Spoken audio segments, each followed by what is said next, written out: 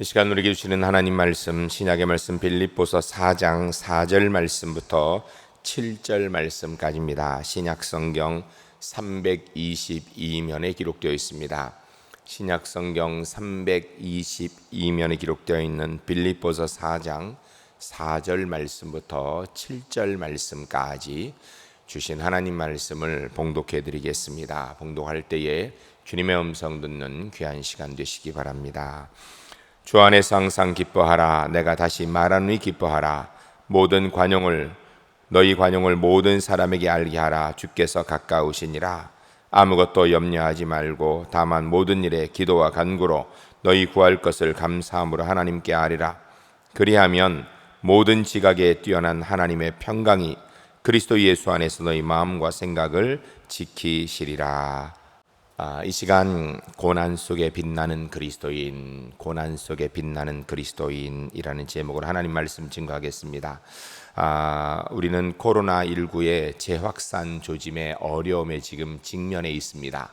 이 어려움 가운데 우리가 어쩔 수 없이 당회에서 속한 가운데 특별히 우리 그리스도인들이 현장 예배를 드리지 못한다는 안타까움이 있는데, 이 코로나19의 재확산을 차단하는 데 도움이 되기 위해서 우리가 3개월 만에 다시 현장 예배를 접고 현재 계획으로 2주를 온라인 예배로 드리기로 하였습니다. 이것은 우리 한국 사회에게도 큰 고난의 어려움이고, 또 특별히 현장 예배를 드리지 못한다라는 것이 우리 그리스도인에게 있어서 또 큰 고난의 어려움입니다. 인생의 고난은 누구에게나 다 힘이 듭니다. 그러나 그때가 바로 고난의 때가 그리스도인이 그리스도인됨의 빛, 십자가의 빛의 생명의 은혜를 보여줄 절호의 기회인 것입니다. 오늘은 이 어려운 온라인 예배를 전환하는 이 2주지만 이 첫 주일 하나님 앞에서 고난 속에 빛나는 그리스도인이라는 제목을 가지고 오늘 본문 말씀을 근거로 해 말씀을 듣고자 합니다. 이 코로나 상황 너무나도 어려운 상황입니다. 그러나 이 어려움이 그저 어려움으로 끝나지 않을 것입니다. 하나님의 은혜가 분명히 우리를 통하여서 있게 될 것입니다. 그러기 위해서 우리가 어떻게 해야 되는가에 대한 말씀 오늘 듣게 될 것입니다. 말씀을 들으시면서 오늘 온라인으로 예배드리는 성도님들 믿음의 용기를 가지고 힘을 내시고 말씀대로 움직여서 고난 속에서 정말 십자가의 생명의 빛이 더 환하게 밝게 세상의 어두움과 세상의 고난을 비추어서 사탄의 세력을 물리칠 수 있는 그런 우리 제1교회 하나님의 사람들이 주 안에서 모두 될 수 있기를 주의 이름을 간절히 축복합니다. 첫 번째 따라하겠습니다. 고난 중에도 주 안에서 기뻐하는 그리스도인. 오늘 본문 4절 말씀 우리가 함께 읽도록 하겠습니다. 읽으실 때에 오늘 본문에 사도 바울이 어떤 상황에서 지금 이야기를 하고 있는 생각하면서 우리가 지금 무엇을 해야 되는지 생각하면서 4절을 같이 읽겠습니다. 주 안에서 항상 기뻐하라. 내가 다시 말하노니 기뻐하라. 아멘. 고난에 대한 세상 사람들의 반응은 대개가 두려움, 슬픔, 원망 이런 것들입니다. 그러나 그리스도인은 고난의 상황 속에서 두려움, 슬픔, 원망을 느낄지라도 주님 안에서 주와 함께 있다라면 기뻐할 수 있다라고 오늘 본문이 이야기하는 것입니다. 오늘 본문의 사도 바울은 감옥에 갇혀 있는 것입니다. 여러분, 로마 감옥에 갇혀 있는 사도 바울이 도대체 기뻐할 일이 무엇이기 있기 때문에 지금 기뻐하라고 강조하고 있을까요? 그 이유는 딱 한 가지입니다. 상황이 좋아서, 환경이 좋아서 인간적으로 기뻐할 일이 쌓여서가 아니라 주님 안에 있기 때문에 기뻐하라라고 얘기하는 것입니다. 감옥은 누구에게나 분명히 고난의 장소입니다. 그러나 주님 안의 감옥은 기뻐할 수 있는 현장이라는 것입니다. 삶의 고난은 분명히 어려워서 우리를 낙담하게 합니다. 그렇지만 주 안에 십자가의 은혜로 말미암아 기뻐할 수 있는 곳이 그 어디나가 될 수 있다는 것입니다. 사도 바울의 고난의 어려움은 분명히 있는 현실입니다. 그러나 주 안에 있음을 확인하니까 그것이 오히려 은혜가 되더라고 사도 바울이 고백하고 있습니다. 신약 성경 고린도후서 12장 7절로 10절에 보면 사도 바울이 고백하기를 자기의 육신의 가시 사단의 사자가 있다. 그러니까 자기를 괴롭히는 심각한 문제가 있다라고 얘기하는 것입니다. 그런데 사도 바울이 뭐라고 하냐면 이것은 나를 쳐서 너무 자만하지 않게 하려는 주님의 뜻이다. 그거 알고 있어요. 이렇게 알고 있지만 그게 너무너무 힘들어서 고린도후서 12장 8절에 보면 이것이 내게 떠나가기를 그가 크게 3번이나 기도했다라고 합니다. 여러분 사도 바울은 한번 기도하면요 병자가 낫고요 안진뱅이가 일어나고요 귀머거리가 듣게 되고요 죽은 사람이 살아나는 능력이 기도자입니다. 그런데 그가 하나님 앞에 크게 3번이나 기도했다라는 얘기는 정말 놀랍게 하나님 앞에 기도했다라는 것입니다. 그것이 얼마나 그에게 큰 어려움이고 그 육체의 가시가 그에게 얼마나 큰 고통과 고난이었는지를 말해주는 것입니다. 그런데 그가 기도하니 하나님께서 그것을 해결해 주신 것이 아니라 깨닫게 하셨습니다. 무엇을 깨닫게 하셨는가? 고린도후서 12장 9절에 나에게 이르기를 내 은혜가 내게 족하다. 이는 내 능력이 약한 데서 온전하여짐이라 라고 깨닫게 하신 거예요. 주님의 은혜가 내게 족하다. 내가 약할 때 오히려 주 앞에 더 온전해질 수 있다라는 것입니다. 그래 사도 바울이 오히려 그 말씀 보면 도리어 크게 기뻐함으로 나의 여러 약한 것들에 대해 자랑하리니 이는 그리스도의 능력이 내게 머물게 하려 함이라. 우리 그리스도에서 고난은 하나님의 능력이 우리 가운데 머물게 되는 수단이고 방편이 된다는 것입니다. 그래서 고린도후서 12장 10절에 사도 바울은 그러므로 내가 그리스도를 위하여 약한 것들과 능욕과 궁핍과 핍박과 곤고를 기뻐하노니 이는 내가 약한 그때가 강함이니라 라고 말씀하고 있습니다. 여러분 어떤 사람이 능욕당하고 궁핍하고 박해당하고 곤고당할 때 기뻐할 수 있습니까? 그런 건 기뻐할 게 아니죠. 슬퍼할 것이죠. 어려워할 것이죠. 답답해할 것입니다. 그러나 주 안에 있으면 그것이 기쁨이 된다라는 것입니다. 왜냐하면 나의 연약함이 바로 하나님의 강한 능력의 통로가 된다라는 것을 알고 있기 때문입니다. 주 안에 있기에 고난보다 주님이 크시고 주님이 먼저 보이니 감사할 수 있고 기뻐한다라는 것입니다. 고난을 통하여 주님께서 합력하여 선을 이루어 주실 것을 믿기 때문에 기뻐하며 감사한다라는 것입니다. 고난 중에 세상 사람들은 불평하고 낙담합니다. 그러지 않은 사람이 어디 있겠습니까? 그러나 우리 그리스도인은 달라야 됩니다. 그리스도인은 하나님 때문에 기뻐하고 주님 안에 있기 때문에 감사하고 기뻐할 수 있는 것, 이것이 그리스도의 모습입니다. 우리 예수 믿는 사람들이 그렇게 산다라면 고난 속에서 찌들고 그로 인해서 무너지는 모습이 아니라 정말 생명의 빛이 드러날 수 있는 하나님의 사람들이 될 줄로 믿습니다. 지금 우리 한국 교회는 심각한 어려움에 직면하여 있습니다. 코로나19 상황에 대하여서 온 국민들이 그리고 정부가 교회가 원인인 것처럼 이렇게 압박을 하고 핍박을 하는 상황에 처해 있습니다. 그러나 여러분 이때가 바로 우리 그리스도인이 주 안에서 하나님 안에 있는 기쁨을 보여줄 때입니다. 불평하지 맙시다. 원망하지 맙시다. 절망하지 맙시다. 우리 울산제일교회 성도님들 이때가 주님 안에서 주님 바라볼 수 있는 하나님의 사람들이 주 안에서 꼭 되시기를 주의 이름으로 간절히 축복합니다.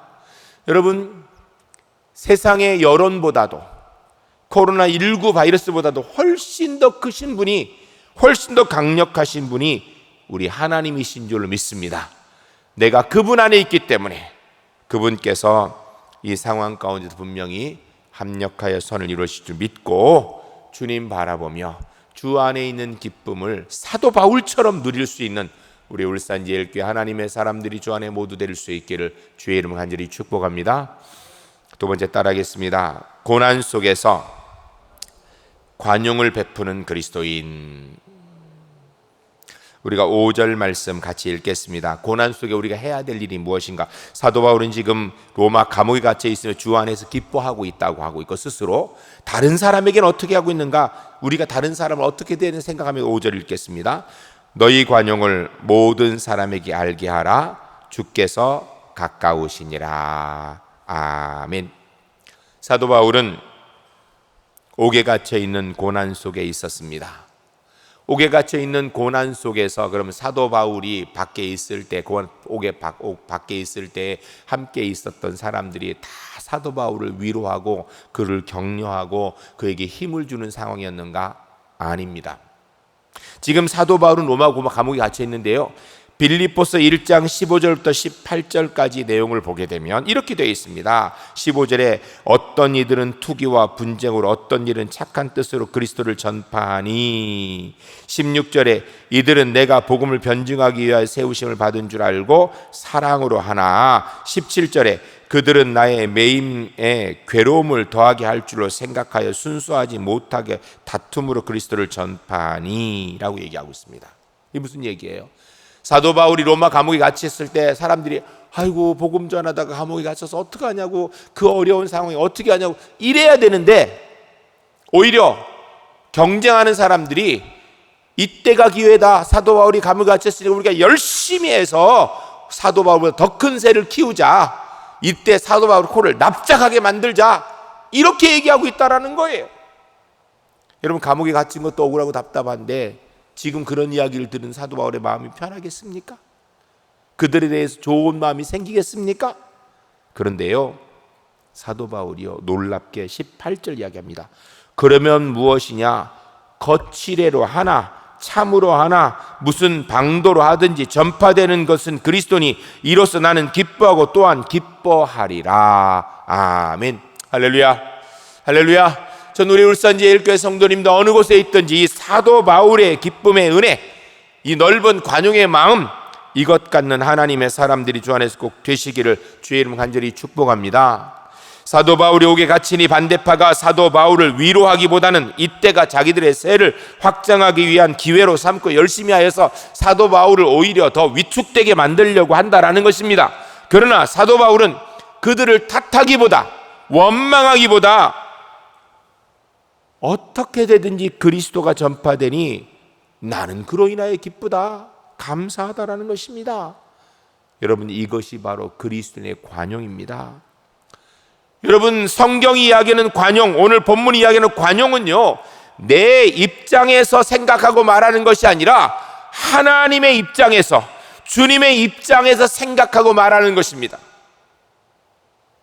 사도 바울이 옥에 갇혀서 자기의 세가 위축되는 것은 자기 입장에서는 답답한 일이에요. 불평할 일이에요. 세상에 같이 예수 믿는 사람끼리 어떻게 이럴 수가 있어? 라고 그들을 원망할 일입니다. 근데 사도 바울은 자기 입장에 생각하지 않았습니다. 하나님의 입장에 생각하니 어찌된 것, 어찌됐든 전해지는 건 복음이니, 복음이 전해지면 그로 인하여서 내 세가 좀 위축된다 할지라도 나는 감사하다라는 것입니다. 이유는 사도 바울의 마음의 기준은 하나님이시기 때문입니다. 여러분, 사람은요, 누구든지 고난이 생기면 누군가에게 그 책임을 전가하고 싶어 합니다. 전가하지 않으면 그 책임이 꼭 내게 있는 것처럼 자꾸 생각이 들기 때문입니다. 지금 코로나19가 재확산되어져서 많은 교회들이 온라인 예배로 2주간 돌리게 되는 상황이 되었습니다. 이렇다 보니까 실제로 어느 교회 안에서는 코로나19로 인하여서 광화문 집회, 실제로 거기에 갔다 온 사람들에 대해서 책임을 전가하고, 그래서 그들을 비난하고, 이러다 보니까 교회 안의 분위기가 굉장히 안 좋아진다는 이런 소리를 제가 들었습니다. 우리 교회 이야기는 아닙니다. 감사하게 우리 교회는 서로 비난하는 이야기는 하지 않는 것 같아서 전 우리 제1교회가 정말 성숙한 하나님의 교회인 줄 알고 너무 감사합니다. 여러분, 이럴 때에는 그리스도인 되면 어떤 것인가? 서로 비난하고 책임 전가하는 것이 아니라 서로 위로하고 격려하고 남 탓하는 것이 아니라 관용을 가지고 감싸 안는 것입니다. 8월 15일 날 광화문 가신 분도 자기 신앙에 따라 가신 거고요. 광화문에 안 가신 분도 자기 신앙에 따라 안 간 거거든요.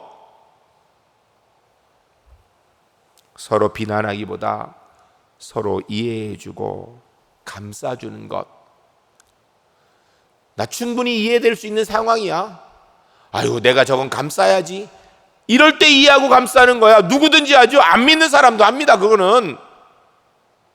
그런데 이해가 되지 않고 어떻게 저럴 수가 있는가?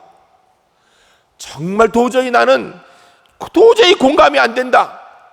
이럴 때 십자가의 사랑의 은혜로 하나님 마음으로 감싸 안아주고, 그리고 관용의 넓은 마음으로 보듬어 주는 것, 이것이 그리스도의 관용이라는 것입니다. 내 입장에서가 아니라 하나님의 입장에서 이해하고 관용해 주는 것, 이것이 그리스도의 모습 아니겠습니까? 만일에 지금 온 국민들이 막 정부의 방역 당국에서 교회의 책임을 돌리고 비난하는 상황에 우리끼리 모여서 우리 중에 누구 일부에게 책임을 전가하고 그 사람들을 비난하고 싸우는 모습을 보인다면 세상 사람들이 그럴 거예요.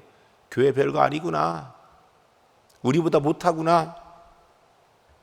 그러나 이런 상황에서 서로 감싸 안으며 서로 위해서 기도해주고 서로 격려해주고 관용의 넓은 마음으로 감싸 안고 함께 하나님 앞에 눈물을 흘리고 기도하는 모습을 보인다라면 세상 사람들이 뭐라고 얘기하겠어요? 야, 그리스도인 다르구나.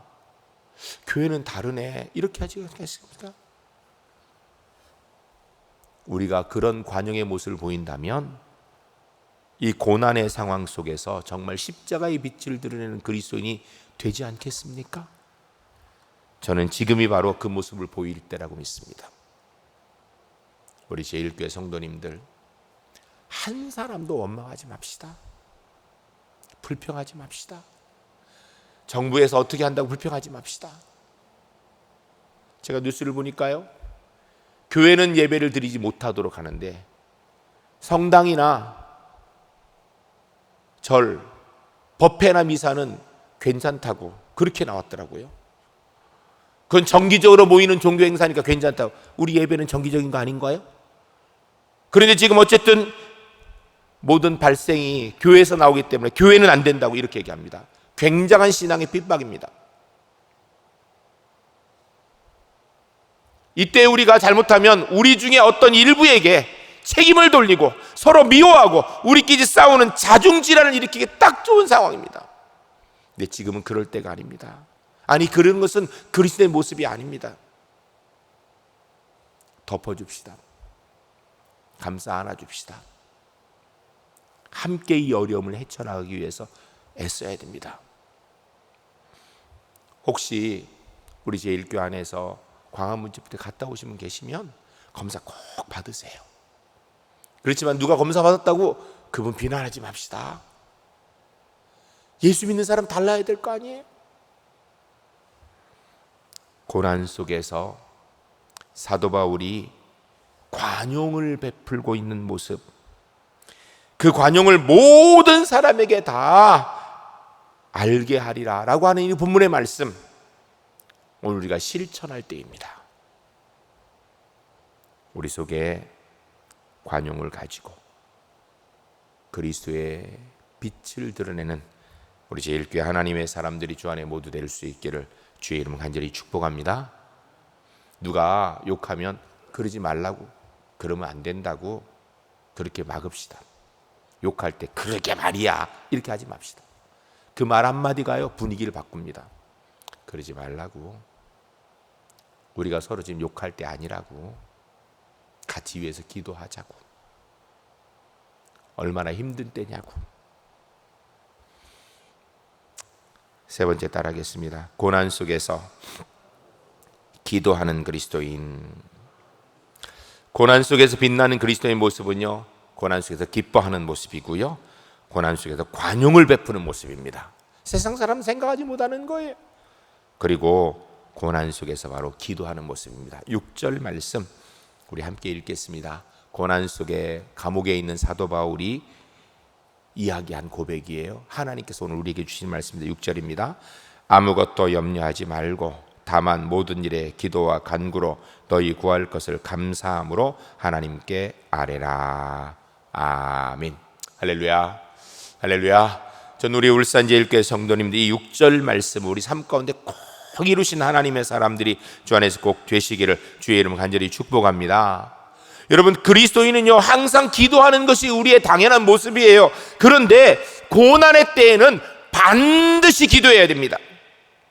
본문에 이르기를 아무것도 염려하지 말고, 왜 염려할 게 없겠어요? 코로나19 확산되는데 왜 염려할 게 없겠어요? 서로 저 사람의 문제가 뭐라고 보이는데 왜 우리 마음속에 불평이 안 나오겠어요? 그런데 그 염려 불평하지 말고 다만 모든 일에, 모든 일이라는 것은 빠짐없는 거예요. 기도와 간구로 기도하라는 것이에요. 너희 구할 것을 감사함으로 하나님께 아뢰라. 기도할 때 그것도 막 불평을 하지 말고 감사함으로. 하나님이 계시니까, 하나님의 자녀 되었으니까. 지금이 바로 기도할 때입니다. 하나님께서는 문제도 은혜로 해결하시는 전능자이신 줄로 믿습니다. 사람은 문제를 해결할 수 있는 능력이 부족하고요, 문제를 해결해서 상처가 남습니다. 그러나 하나님은 문제도 은혜로 해결하시는 분입니다. 구약성경 다니엘 6장에 보면 다니엘을 해하기 위하여서 앞으로 30일 동안 사람이든지 신이든지 다리오 왕에게만 기도하고 그를 어기는 사람은 사자굴에 던지는 법을 만들자고 하여서 만들게 됩니다. 그런데 그것을 알고도 다니엘은 평소처럼 하나님 앞에 기도하였습니다. 결국 다니엘이 사자굴에 던져지게 됩니다. 다니엘 6장 13절 14절에 보면 다리오 왕이 그제서야 이 법이 다니엘을 해하기 위한 법인 줄 알고 해질 때까지 고민합니다. 다니엘을 죽이기 위한 법인 줄 몰랐던 거예요. 왜냐하면 다리오 왕은 다니엘을 사랑했거든요. 그런데 문제는 15절에 당시의 법은 왕이라고 할지라도 왕이 딱 인장을 찍고 나면 왕도 고치지 못하는 그런 법이었습니다. 16절에 왕이 어쩔 수 없이 다니엘을 사자굴에 던지라고 명합니다. 왜냐하면 사람들이 와가지고선 계속 아침에 와서 이야기를 하고 나서 아침에 눈을 뜨자마자 쫓아와가지고 다니엘이 이 법을 어겼습니다라고 고소를 하고 사자굴에 집어넣어야 됩니다라고 얘기를 하고, 왕이 하루 종일 고민해도 답을 안 하니까 저녁 또 와서 왕이 법을 안 지키면 누가 지킵니까? 라고 따지니까 어쩔 수 없이 사자굴에 던지라고 명합니다. 다리오 왕은 하나님 모르는 사람입니다. 그런데 그가 사자굴에 다니엘을 던지라고 하고 이야기한 것이 다니엘 6장 16절에 나오는데, 내가 항상 섬기는 너희 하나님이 너를 구원하시리라 라고 말씀하고 있어요. 다리오 왕이 정말로 안타까워 기도하고 있는 내용이죠. 다니엘은 사자굴에 던져지게 되었습니다. 사자굴에 던졌으면 당연히 죽는 거죠. 살 길이 어디 있겠습니까? 사자굴에 던지고 나서 18절에 보니까 왕이 궁으로 돌아가서 밤이 새도록 금식하고 그 앞에 오락을 그치고 잠자기를 마다하였더라. 왕이 다니엘을 걱정하느라고 금식하고 오락을 그치고 잠자기를 마다할 만큼 다니엘을 사랑했는데 다니엘을 그 손으로 결국은 사자굴에 집어넣은 것입니다. 19절에 이튿날 새벽에 일찍이 일어나서 급히 사자굴로 가가지고 20절에 다니엘이 든 굴에 가까이 이르러서 슬픈 소리로, 왜? 죽었을 것이 뻔하니까. 뭐라고 묻냐면, 살아계신 하나님의 종 다니엘아, 내가 항상 섬기는 내 하나님이 사자들에게서 너희를 구원하시더냐? 라고 묻습니다. 한탄의 소리죠. 당연히 죽었을 것인데. 22절에 보니까요, 다니엘이 안 죽었습니다. 그 속에서 이야기합니다. 사자굴에서 나의 하나님이 이미 그의 천사를 보내어 사자들의 입을 봉하셨으므로 사자들이 나를 상하지 못하였사오니 이는 나의 무죄함이 그 앞에 명백함이오며 또 왕이여 나는 왕에게 해를 끼치지 아니하였나이다. 사자굴 속에서 다니엘이 이야기하는 거예요. 하나님께서 천사를 보내셔서 나를 구원하셨습니다. 나는 안 상했습니다. 안 죽었습니다. 살아 있습니다. 23절에 왕이 기뻐서 다니엘을 굴에서 올립니다. 굴에서 끌어올려 보니까 다니엘이 털끝도 하나 상하지 않았다라는 것입니다. 그런데요, 뭐라고 이야기하면 성경에서 23절에 이는 그가 자기 하나님을 믿었음이었더라. 다니엘이 하나님을 믿고 기도하는 것을 멈추지 않았더니 하나님께서 누구든지 들어가면 죽을 수밖에 없는 사자굴에서 그를 건지셨다라고 성경이 이야기하는 것입니다. 그 후에 24절에서 왕이 다니엘을 모함하는 자들을 사자굴에 던져 넣었습니다. 다니엘이 들어갔을 때에는 입국 다물고 가만히 있던 사자들, 원래 사람을 안 먹는, 아니면 배가 부르서 안 먹는 사자들인 줄 알았더니 그게 아니고 24절에 던져 넣으니까 그들이 굴바닥에 닿기도 전에 사자들이 움켜서 뼈까지도 부서뜨렸더라. 25절부터 28절까지 예수 믿지 않는, 하나님 믿지 않는 다리오 왕이 조서를 내려서 하나님이 참 하나님이시다라고 온 바벨론 도에 알리더라라는 것입니다. 여러분, 사자굴은 사람에겐 죽음의 굴입니다. 최고의 권력과 다리오 왕에게도 그를 구할 수 있는 길이 없는 죽음의 굴인 것입니다. 다니엘에게는 죽음의 연장이고 그를 사랑하는 다리오 왕에게는 고민의 연장이었습니다. 밤잠을 이루지 못하고 말 한마디로 천하를 움직이는 사람이 고민하고 슬퍼하는 현장이었습니다. 그러나 기도하는 다니엘에게는 은혜의 현장이었던 것입니다. 전 우리 울산제일교회 성도님들이 지금 이 다니엘처럼 주님 의지하고 기도할 때인 줄로 믿고 기도하는 하나님의 사람들 되시기를 주의 이름 간절히 축복합니다. 우리 입술에서 불평 불만 없앱시다. 남에게 원망하는 것도 없앱시다. 그런 거 하지 맙시다. 그리스도인답지 않게, 그리스도인답게 주 안에서 기뻐하고 관용으로 감싸 안고 그리고 기도하는 하나님의 사람, 그래서 주님의 역사하심을 보는 다니엘의 기도굴의 은혜를 경험하는 우리 제1교회 하나님의 사람들이 주 안에 모두 될 수 있기를 주의 이름 간절히 축복합니다. 그런 사람에게 주시는 게 7절이에요. 우리가 7절 같이 읽겠습니다. 주님, 이 7절 이번에 우리가 경험하기로 합니다. 그런 마음 가지고 읽겠습니다. 그리하면 모든 지각에 뛰어난 하나님의 평강이 그리스도 예수 안에서 너희 마음과 생각을 지키시리라. 아멘. 어렵게 이야기하는 것 같은데 아주 간단하게 얘기합니다. 기도하면 그리스도인을 위하여서, 그 기도한 하나님의 사람을 위하여서 하나님이 일하셔서 그 마음의 평안 지켜주시고 삶의 문제 해결해 주신다라는 것입니다. 가장 좋은 것으로 합력하여 선을 이루어 주신다라는 것입니다.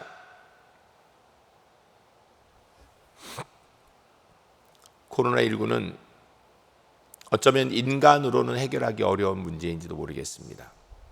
많은 학자들이 이야기합니다. 백신이 개발되어진다고 해도 정상적인 과거의 삶으로 돌아가기는 어렵다라고.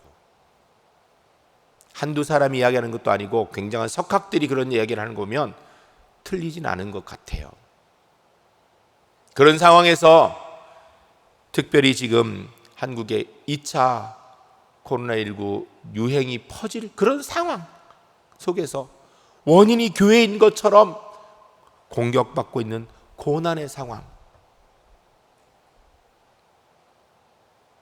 이때가 바로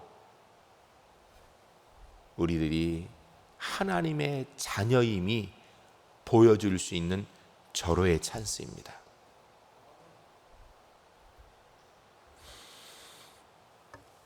한국의 지성 하면 누구든지 이어령 교수님을 이야기합니다.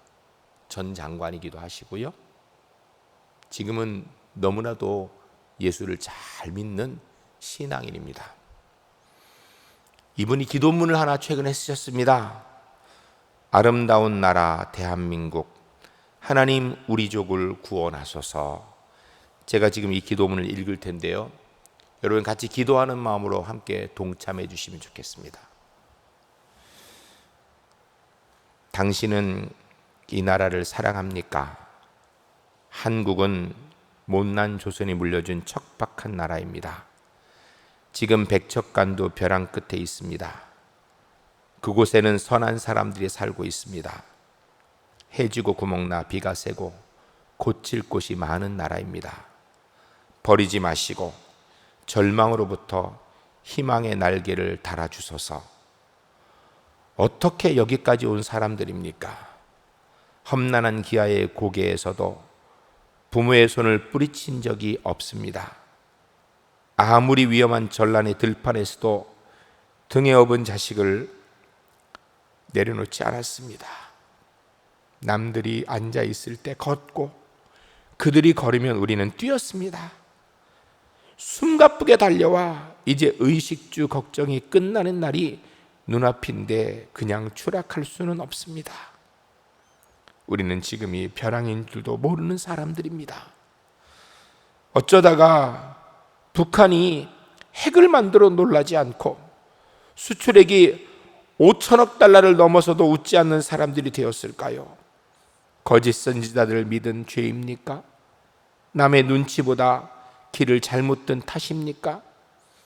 정치의 기둥이 조금만 더 기울어도, 시장 경제의 지붕에 구멍 하나만 더 생겨도 법과 안보의 울타리보다 겁없는 자들의 키가 한치만 더 높아져도 그때는 천인단의 나락입니다. 비상에서는 비상하여야 합니다. 싸움밖에 모르는 정치인들에게는 비둘기의 날개를 주시고, 살기 팍팍한 서민들에게는 독수리의 날개를 주십시오. 주눅들은 기업인들에게는 갈매기의 비행을 가르쳐 주시고, 진흙바닥의 지식인들에게는 구름보다 높이 나는 종달새의 날개를 보여주소서. 그들을 날게 하소서. 뒤처진 자에게는 제비의 날개를, 헐벗은 자들에게는 공작의 날개를, 홀로 사는 노인에게는 학과 같은 날개를 주소서. 그리고 남남처럼 되어가는 가족에게는 원앙새의 깃털을 내려주소서.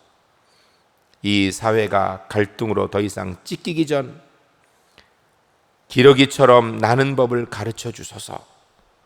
소리내어 서로 격려하고 선두의 자리를 바꾸어가며 대화를 이끌어가는 저 따스한 기러기처럼 우리 모두를 날게 하소서. 그래서 이 나라를 사랑하게 하소서. 예수 그리스도의 이름으로 기도드립니다. 아멘. 이 시간 함께 기도하겠습니다. 기도할 때 주님, 이 고난의 상황에 주신 말씀대로 주 안에서 기뻐하고 다른 사람에게 관용을 베풀고 고난의 때니까 특별히 기도하여 주의 능력 보는 하나님의 사람 되게 하옵소서. 함께 기도하겠습니다. 거룩하신 아버지 하나님, 하나님의 귀한 백성들에게 주신 말씀대로 하나님, 우리가 이 땅에서 생각지도 못한 이 고난, 교회가 정부와 사회와 국민들로부터 지탄의 대상이 되고 있는 상황이 되어져 버렸습니다. 잘못하면 우리끼리도 서로 비난하고 욕하고 헐뜯는 상황이 될까 두렵습니다. 이때가 바로 빛나는 그리스도인 되는 절호의 기회입니다. 하나님, 우리 그리스도인들이 주 안에서 이때 기뻐하는 그리스도인 되게 하시고, 다른 사람에게 관용을 베풀 줄 아는 그리스도인 되게 하시고, 하나님, 고난의 때이니 분명히 기도하는 그리스도인 되게 하셔서 아버지 하나님, 하나님의 은혜 역사 우리가 이 땅에서 분명히 경험하는 다니엘의 사자굴의 은혜를 누리는 우리 울산제일교회, 이 대한민국의 그리스도인 모두 될 수 있도록 주님 인도하여 주시옵소서. 거룩하신 아버지 하나님, 감사합니다. 코로나19 상황 속에서 지켜주심을 감사드립니다. 그런데 저희가 부족하여서 현장 예배를 드린 지 3개월 만에 다시 온라인 예배를 드릴 만큼 어려운 상황이 되었습니다. 이 고난의 때에 서로 원망하고 불평하고 낙담하고 다른 사람에게 책임 전가하지 않게 하시고, 오히려 그리스도인답게 주 안에서 기뻐하고 관용을 베풀며 주님 전적으로 의지하고 기도하여 저희는 고난 속에서 빛나는 그리스도인 되게 하시고 주님께서 당면한 코로나19의 문제를 해결해 주심을 볼 수 있는 은혜 베풀어 주시옵소서. 오늘도 주님 앞에 설 때 인생의 무거운 짐을 진 분들 주님 긍휼히 여겨주시고, 주님 앞에 섰사오니 그 짐 다 주님께서 맡아 주시옵소서. 오늘도 주님 앞에 예배하는 하나님의 사람들 가운데 영과 육의 연약함을 지고 나온 분들 이 시간 한치에 손 얹고 기도하오니 성령 하나님 예수 그리스도의 보혈에 권능의 어르신을 그 위에 얹어주셔서 깨끗이 치료하여 주시옵소서. 예수 그리스도의 이름 명하노니 모든 영과 육의 연약함들은 깨끗이 떠나갈지어다. 온전히 회복되어질지어다. 코로나19 바이러스는 깨끗이 사멸되어질지어다. 주님이 주시는 영육간의 강건함을 가지고 하나님 사랑하며 가족 사랑하며 성도 사랑하며 이웃 사랑하면 하나님의 사람으로 살아갈 수 있도록 인도하여 주시기를 예수 그리스도 이름 간절히 축복하며 기도하옵나이다. 아멘.